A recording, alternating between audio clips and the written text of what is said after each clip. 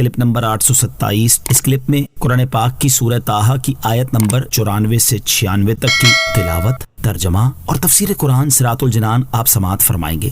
بسم اللہ الرحمن الرحیم۔ ترجمہ: اللہ کے نام سے شروع جو نہایت مہربان رحمت والا ہے۔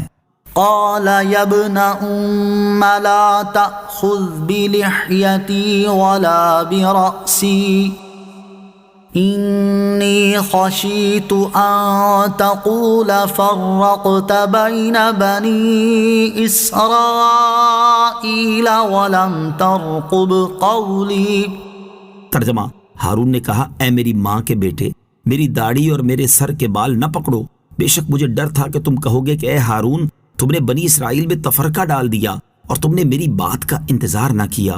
قال، کہا حضرت ہارون علیہ السلام نے حضرت موسیٰ علیہ السلام سے کہا، اے میری ماں کے بیٹے، میری داڑھی اور میرے سر کے بال نہ پکڑو، بے شک مجھے ڈر تھا کہ اگر میں انہیں چھوڑ کر آپ کے پیچھے چلا گیا تو یہ گروہوں میں تقسیم ہو کر ایک دوسرے سے لڑنے لگیں گے، اور یہ دیکھ کر آپ کہیں گے کہ اے ہارون، تم نے بنی اسرائیل میں تفرقہ ڈال دیا اور ان کے بارے میں تم نے میرے حکم کا انتظار نہ کیا۔ قال فما خطبك یا سامری؟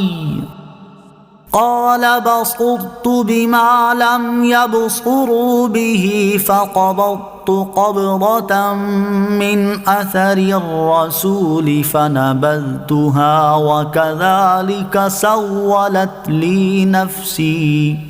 ترجمہ: موسیٰ نے فرمایا، اے سامری، تو تیرا کیا حال ہے؟ اس نے کہا، میں نے وہ دیکھا جو لوگوں نے نہ دیکھا، تو میں نے فرشتے کے نشان سے ایک مٹھی بھر لی، پھر اسے ڈال دیا اور میرے نفس نے مجھے یہی اچھا کر کے دکھایا۔ فما خطبک یا سامری، اے سامری، تو تیرا کیا حال ہے؟